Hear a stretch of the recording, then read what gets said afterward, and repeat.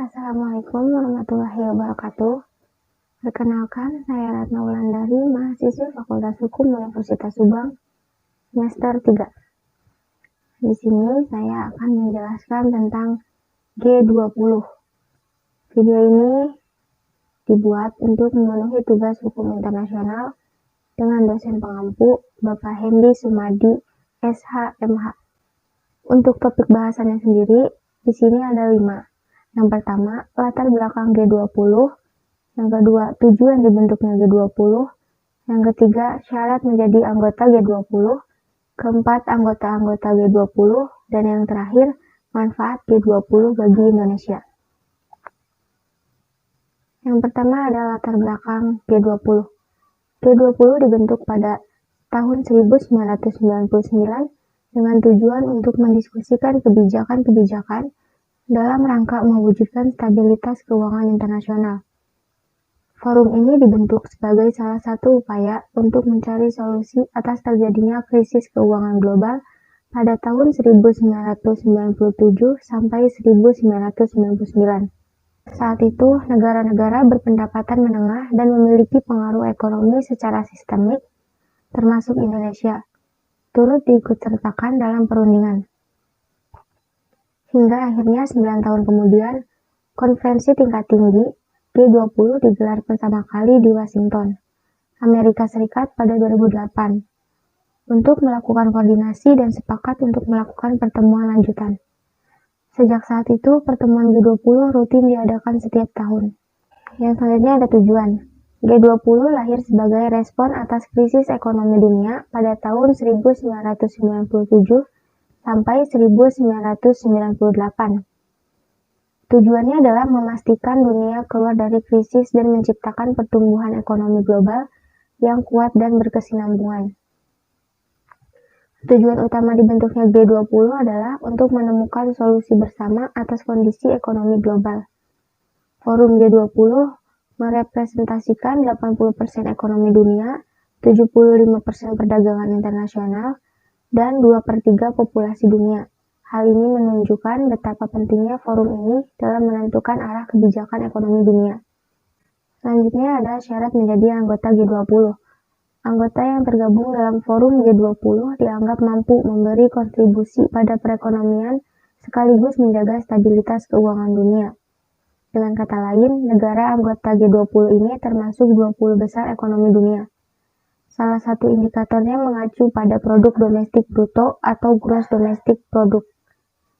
Mengutip Investopedia, GDP merupakan nilai moneter atas barang jadi dan jasa yang dibuat suatu negara dalam periode tertentu.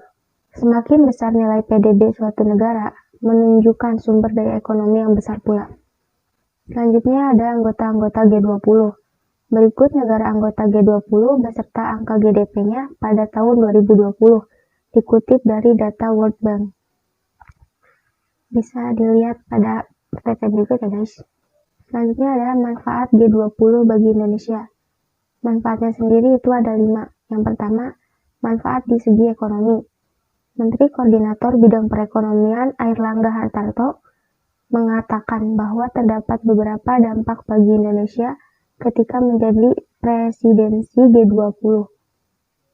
Dari sisi ekonomi, presidensi G20 diproyeksikan mampu meningkatkan konsumsi domestik hingga 1,7 triliun.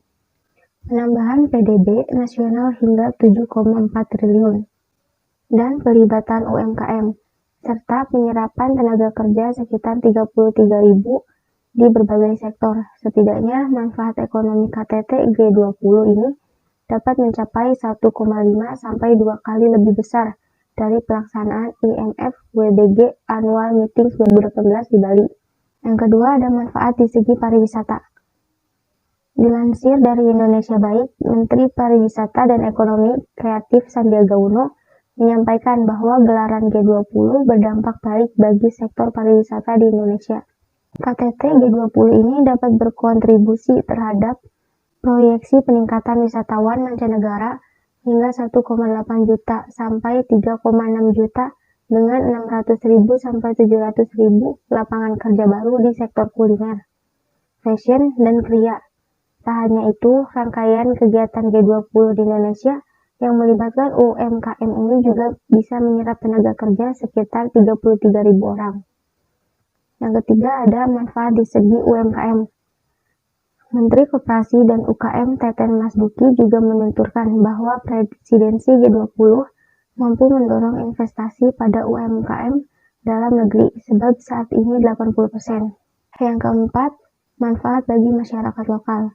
Sementara itu, staf ahli bidang pemanfaatan sumber daya kemaritiman Kemenko PMK Nyoman Swida menjelaskan bahwa penyelenggaraan rangkaian kegiatan KTT G20 akan membawa dampak besar bagi Indonesia, terutama bagi masyarakat di Bali. Adanya KTT G20 telah menghidupkan sektor hospitality di Bali yang sebelumnya berhenti selama pandemi COVID-19.